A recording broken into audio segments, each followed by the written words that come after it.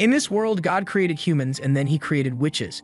The witches were given power and created with the express purpose of helping humanity as much as possible, and the witches agreed to do so in the spirit of friendship with humans. But then the 15th century happened, and now in modern day, a boy named Adonis and a witch named Chloe are traveling together.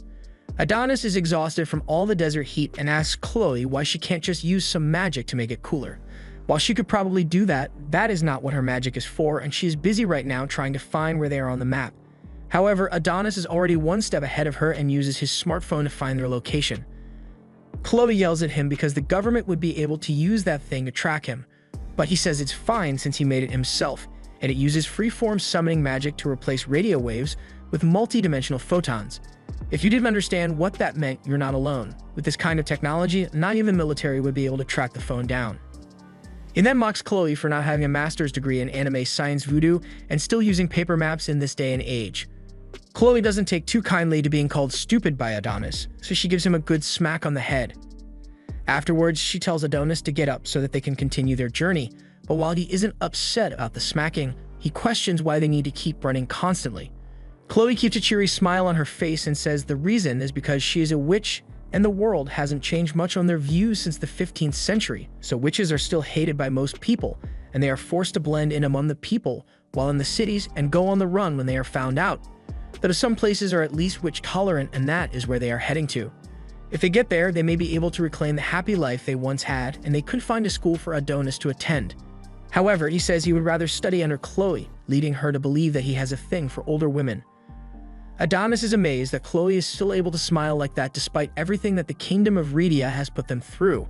It would make sense for her to hate the kingdom with every fiber of her being and devote all her time to bringing its destruction. Yet she chooses to hide away instead. He doesn't understand why she does this and wishes he could just kill all the humans that made them suffer. Just then, he notices a military squadron coming after them, so he pulls out his pen and plans to handle it himself, but Chloe says he is too inexperienced for this, so she'll do it instead.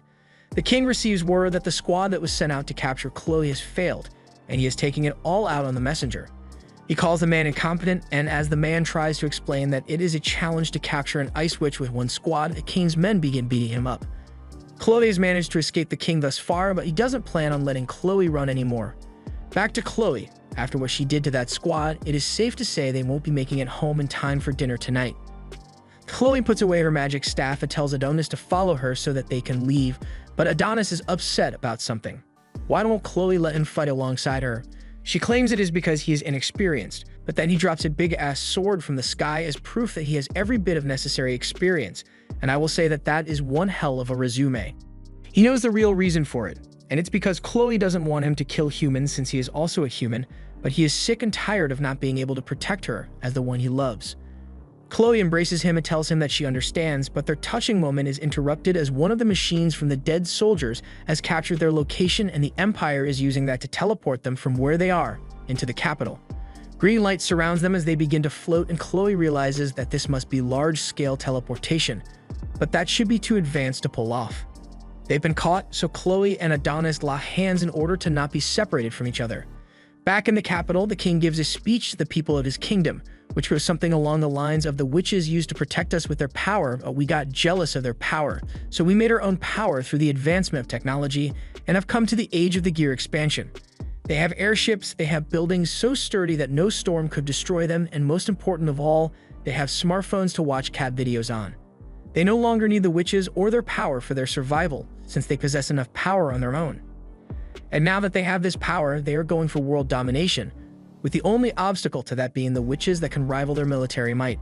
Therefore, they are going to eradicate all witches, and as he finishes his speech, Chloe and Adonis are teleported onto the stage. Adonis realizes what is going on and charges forward to buy Chloe some time to escape, but he gets tackled to the ground really quickly. Seeing the one person who she cares deeply for laid out on the ground, Chloe has lost all patience she once held for the humans and starts casting her spell. She had restrained herself previously because she knew if she were to destroy the human world, then Adonis would have no home to return to if anything were to happen to her, but now none of that matters as she is about to cast Absolute Zero and freeze the city over. However, as the spell is cast, nothing happens and she is left speechless. The humans develop some kind of machine to negate all magic in the area, and without magic, both Chloe and Adonis are completely powerless and at the mercy of the king. The king mocks Chloe for having helped humanity in the past, yet being hunted down and kneeling before him powerless. He then rips her shirt off in front of the entire crowd, humiliates her and smacks her to the ground. Meanwhile, the crowd is busy taking pictures to upload to Twitter. Adonis can't bear to watch this happen, so he once again charges at the king to save Chloe, but is subdued by the guards. The king has grown annoyed with Adonis yelling so much and orders his guards to kill him. But as the guard points the gun at the head of Adonis, Chloe can't bear to see him meet his end here, so she throws her pride aside and begs the king to spare Adonis. She lies that she kidnapped him and raised him as her slave, so she begs the king to let him go as she doesn't care what happens to her afterwards. The king has no reaction to her plea and reaches into his pocket and pulls out his handgun, pointing it at Chloe's head. Adonis is having a breakdown over his lack of power to protect Chloe and keeps desperately trying to activate a spell, but it keeps failing. While staring down the barrel of the gun, Chloe looks to Adonis one last time, and Adonis has flashbacks to the time when Chloe first found him on the streets and took him in to raise him. However, even the power of flashbacks is unable to save them from this situation, and Chloe is about to say her last, "I love you," but gets shot before she can finish. Truly the saddest moment of the season. After killing her, the king turns away and orders his men to pump her body full of lead, leaving her body as a mass of pulverized flesh. Adonis screams out in pain while the crowd cheers on the execution, and an axe is brought out to cut her head off. The king proudly displays the head of Chloe and proclaims victory over the witches. But you know Adonis is never going to forget what has transpired today and the friend he lost. 10 years later, a large chunk of humanity's situation has gone to shit, and they are suffering at the hands of the people who killed Best Girl, the Kingdom of Rhydia. In a detention cell, two really malnourished women are fighting over a loaf of bread and are about ready to kill one another over it. But then this girl, who somehow manages to keep her makeup game on fleek while in prison, offers her loaf of bread to them to settle the argument. I personally wouldn't do that, but she seems really happy to have them no longer fighting, even if it means no bread for her.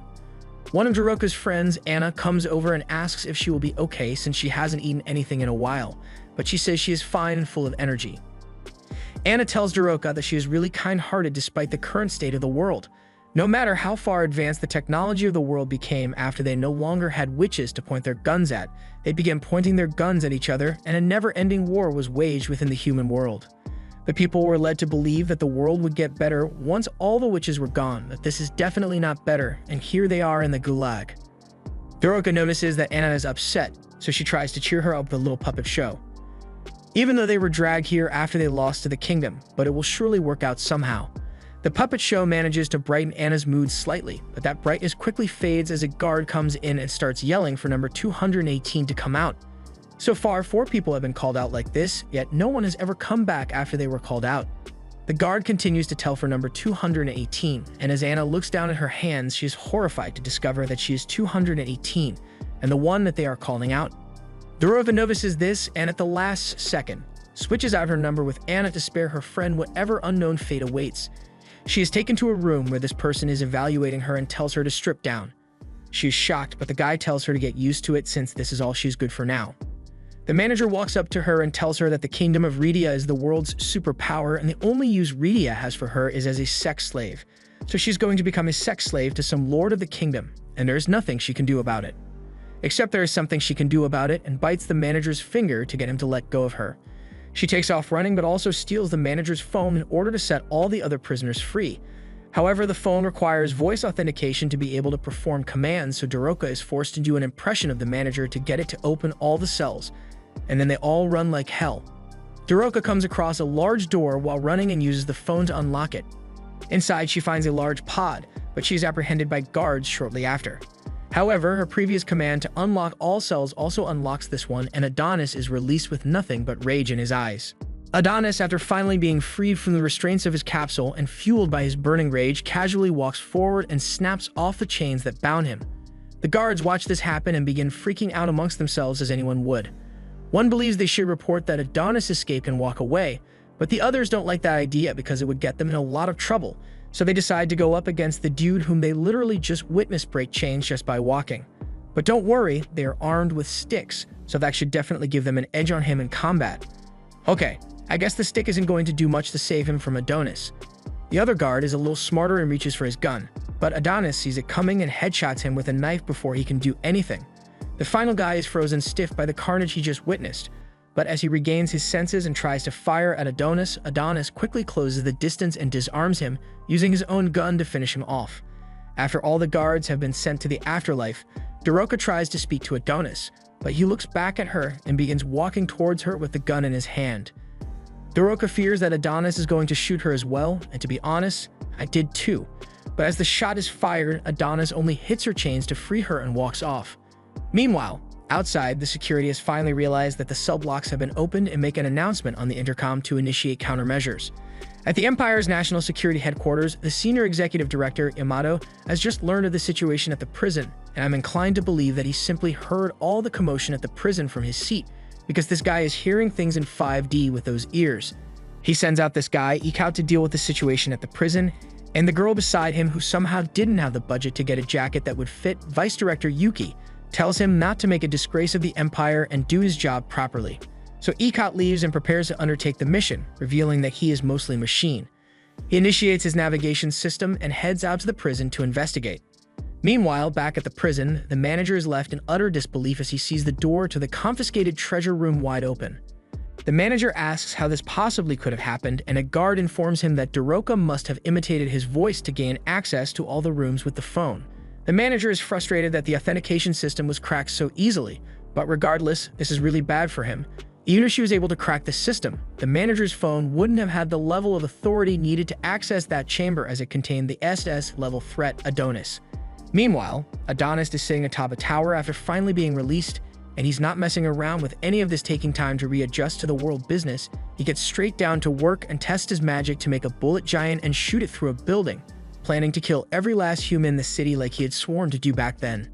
Back at the prison, all the prisoners that were left there have been executed by Ikao, and after he receives word of the bullet Adonis shot at a building, he says he will go to check it out, but first he's going to take care of the manager for his incompetence in his duty. Meanwhile, Adonis walks through the city streets and thinks about how Chloe likely wouldn't approve of what he's about to do to these people. She would probably say something along the lines of, "Just live your life normally, killing them isn't going to bring me back to life." But he can't simply forget what they did to her all those years ago, so they must pay for it with their lives. He uses his magic to summon a giant and begins laying waste to the city with it, and on the ground, the people are left bewildered and terrified by the horror before their eyes. The police initially have no clue what is going on out there, but after he sees for himself, the National Security Bureau gets called in. All the while, Adonis makes his way to the palace to take his revenge on Emperor Goth personally. Director Yamato gets a status report on the current situation of things and is informed of a giant robot rampaging through the city. They believe it is an attack from a neighboring country, and he asks if the Emperor has been informed of any of this yet, but the Queen stopped any reports from being delivered to the Emperor, saying the Emperor is not feeling well at the moment. As Gothi is not reachable right now, Yamato assumes command and decides to declare a state of emergency to defend the city against the giant. The military forms a defensive line, and Yuki realizes that the one controlling the giant must be Adonis, so she informs Yamato, who then orders the anti-magic machine be brought out of storage and used in order to counter him. But the soldier is not sure the machine will still function properly after 10 years of sitting idle. The military tanks line up and begin to fire at Adonis, but they have aim that is just as bad as my squad mates and collectively miss every single shot. However, this is not due to their lack of skill, but rather because of Adonis's magic deflecting the shells. He then smashes a building and uses the pieces as cannonballs to decimate the tanks. The past 10 years during which Adonis was trapped were not meaningless, but rather he was able to use that time to practice magic within his mind and plan out exactly how he would destroy the kingdom once he gained his freedom. The only way a non-witch can use magic is by using written style summoning magic and a special quill. It is the practice of understanding the rules of the world and magic and converting them into mathematical equations, so mastering such an art wouldn't be easy, but he had an excellent teacher. If the kingdom's great purpose was to kill all witches, and everyone who lives within it and enjoys its benefits are equally as guilty, so he's going to make sure to return the favor and destroy everything that they have built up. He uses magic to summon 2 Gatling guns and begins to rain bullets upon the crowd of panicking civilians, but as he finishes the first round, tears well up in his eyes because he doesn't feel good about doing this. Meanwhile, Ikao has finally spotted Adonis in the giant's hand and relays the information to the army, prompting them to bombard the giant to knock Adonis off balance. While all the bombings are going on, the citizens are still trying to evacuate, and this kid is crying over his mother's death while a building falls over him. Luckily, before he is squished, Daroka runs in and saves him from being killed. She leaves the boy with the Raymond lady and says she's going to go stop Adonis, but Adonis is already laid out on the ground with the military fast approaching him. Meanwhile, in the castle, the emperor has just woken up from a brief nap and asks his wife what all the noise outside is about. The queen tells him not to worry about it since the kingdom he has built is strong enough to outlast any threat that comes his way, and Goth thanks her for the kind words. But his life will soon be coming to an end because of an incurable disease that has him coughing up a lot of blood. His wife calls for a doctor to come in and help Goth, but he says it's fine and thinks this is a curse from God for killing the witches. However, he doesn't regret what he did, as he thought humans could not progress while witches and magic were still used in the world, so in order to create a path for humans, he did what he had to do and still believes what he did was right. However, no amount of monologuing is going to make me feel any sympathy towards this guy. Back on the ground, all the soldiers that attacked Adonis have been wiped out and he is about to kill the last one. But before he can do so, Daroca yells out for him to stop. Adonis stops for a second because he recognizes Daroca from the prison, but as she asks him to stop all his killing because the citizens are innocent, Adonis becomes enraged at the notion that any of these people deserve to be described as innocent. They are every bit as guilty as Goth in terms of Chloe's death, so why would he let them live? In fact, why would he limit the killing to the citizens of Rhedia alone when the whole world turned their backs on witches? As Adonis walks towards Daroca with intentions of killing her, she brings up how Chloe would not have wanted him to do any of this. However, the mention of Chloe's name sends Adonis into a rage and he grabs Daroca by the shirt, accusing her of only being here to distract him, so he is not going to waste any more of his time talking to a human. But Daroca reveals that she isn't human but rather a witch, and the power she's able to conjure in her hand is proof of that. Adonis releases her in disbelief, but just as she thought she was finally getting through to him, she's picked up again and threatened once more because Adonis does not believe that she is telling the truth, since all the witches are meant to be dead. She swears that she isn't lying and a few of the witches managed to escape the witch hunts. Then he asks why they did nothing and just let Chloe die like that if they were still alive. She apologizes for not helping back then, but everyone was desperate to keep themselves hidden and survive the Empire's purge. But no amount of apologizing is going to bring Chloe back to Adonis. However, Daroca tells him that there is a way to bring Chloe back to life, which gets Adonis to drop her. At this point, he doesn't know what to believe and goes back to thinking she is mocking him and Chloe, but she tells him that she was tasked with infiltrating this kingdom in order to save him, because they need his memories of Chloe to be able to resurrect her. But if he doesn't believe her, then she is fine with being killed by him and says she was glad to have met him. Looking at her smile in the face of death, he remembers Chloe's face and drops his sword, finally being willing to believe her and take her hand. But life is not going to let this man go an episode without witnessing someone important to him die as Eekhout smikes Daroca. We see a little bit of Daroca's past where the humans had begun to kill all the witches and burn their houses down, but she can't understand why any of this is happening. Another witch named Mia comes up behind her and Daroca asks her why all of this is happening. So far they had gotten along well with the humans. They even recently went to the city to cure a man's illness, and this is how the humans decide to repay them. Daroca suggests they use magic to stop the violence for now, but Mia tells her that they already tried, but that machine that the humans created is suppressing their magic. They don't know exactly what that thing is or how it is suppressing their magic, but Mia believes that Madame Ophelia might know something about it, so she wants Daroca to go and deliver the message. Daroca understands but asks why Mia can't come with her, but with a sword in her back, it is already too late for her. She instructs her to follow the Star of Revelation, which will take her to Ophelia's mansion and gives her some motivation that she can do it with a puppet. With tears in her eyes, Daroca turns around and starts running away while behind her, the humans have found Mia and surround her before killing her. And now, Daroca also lies on the floor and dies. Adonis holds her in his arms and begs her not to die on him before she has told him how to bring Chloe back to life. But before he can get the information that he needs, several more shots are fired into Daroca, and she is now definitely dead. The shots were fired by the soldiers that just arrived, and Adonis is left agonizing over the fact that even if he knows that it is possible to bring Chloe back from the dead, he doesn't know how he is supposed to do that. The soldiers surround Adonis, intending to kill him right here and now, but Adonis warns them not to get cocky as he surrounds himself with magic. The soldiers see him using his magic, so they all open fire on him. However, none of the shots even come close to hitting him as his magic stops and redirects the bullets, hitting the soldiers instead until there is one guy with the look of, "Shit, I should have called in sick today." Adonis is slowly walking towards the last guy while Eekhout takes aim with his sniper from a rooftop, and once the shot is lined up, he fires his anti-bunker sniper straight at Adonis, causing a huge dust cloud to form. However, Adonis is still perfectly unharmed and has stopped the ridiculously large bullet, using his magic to turn it into a 9-meter round and firing it back at Ekaut. Meanwhile, Ekaut is too stunned by the missile approaching him to react, so he just sits there as his upper body is blown away. Now that Ekaut is taken care of, Adonis focuses his attention back on the last soldier and declares that he will wipe out all humans and make them feel Chloe's despair.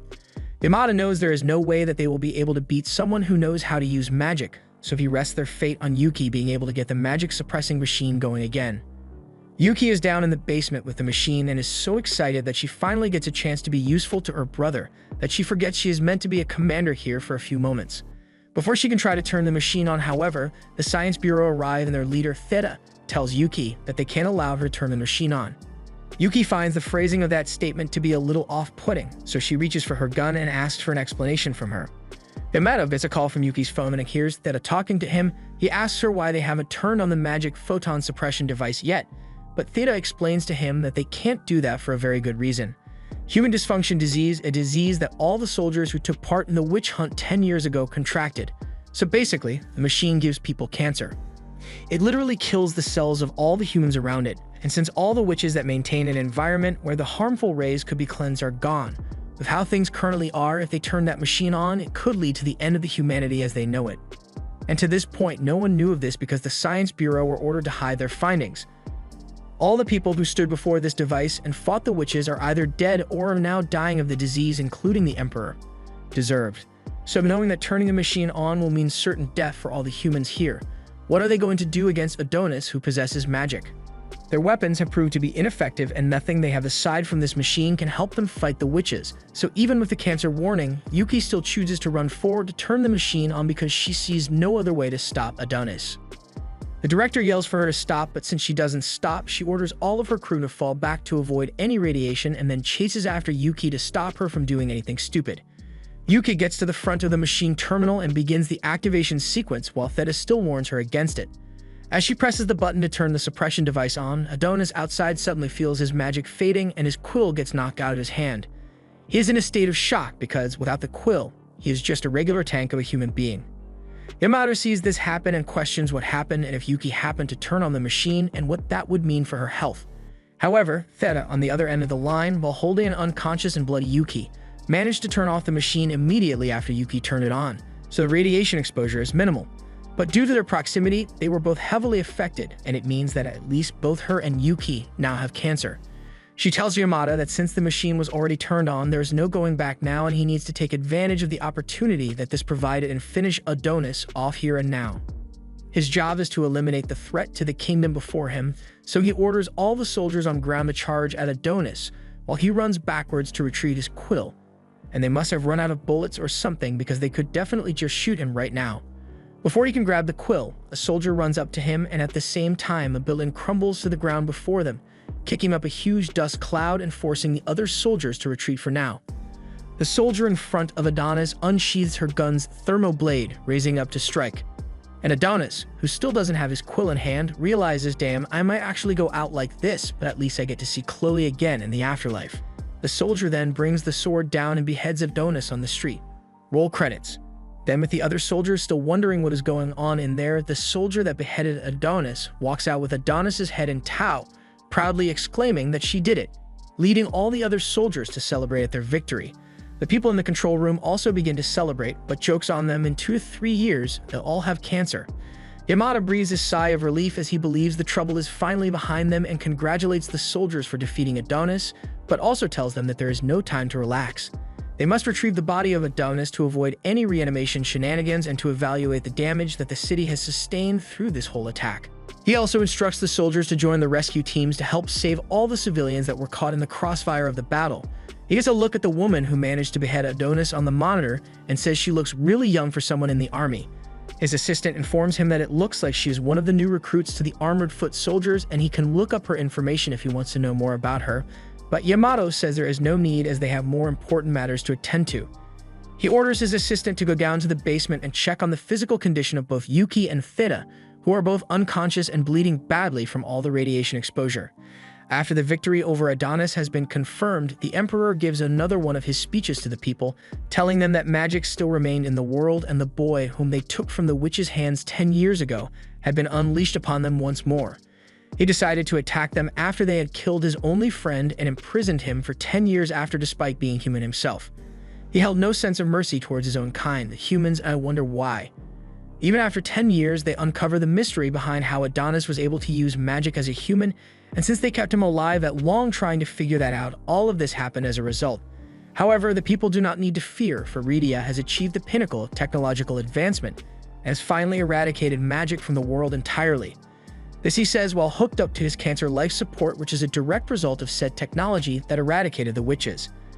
A student in his school are watching his speech on YouTube, and the teacher points out to the class that they lost a few of their classmates to the previous incident, but national mock exams are coming up, so they need to move past it and continue studying for it. After class, one girl is approached by another who claims to have seen her do something terrible during the incident. The first girl, Eri, claims that it was a perfectly natural reaction to the situation and she did nothing wrong there, so the other girl leaves her alone for now. Later that day, Eri goes to visit the memorial for all the people who died in the incident and apologizes to her boyfriend Takumi. He was pinned under a rock and asked her for help, but just as she was about to try to save him, she noticed a rock falling towards them and left him there to die. She is sure that he must hate her now and that she is a terrible person. She left her boyfriend to die, and even worse, she started simping for Adonis, who is the same guy that caused her boyfriend's death. However, a guy pops up behind her and sees her staring at Adonis' pictures, startling her. She realizes that the guy is part of the government and this could be pretty bad for her, so she leaves immediately, but Oz is not going to let high school girls get away with simping for serial killers, so he reports her for treason, for which she will later likely be executed or imprisoned. He also gets some news from his analysis girl back at headquarters who really hates working for this dude. She informs him that the body of Adonis that they have is a fake, and we see the real Adonis wake up elsewhere. This was the end of episode 3. Thanks for watching. Subscribe to not miss the next part.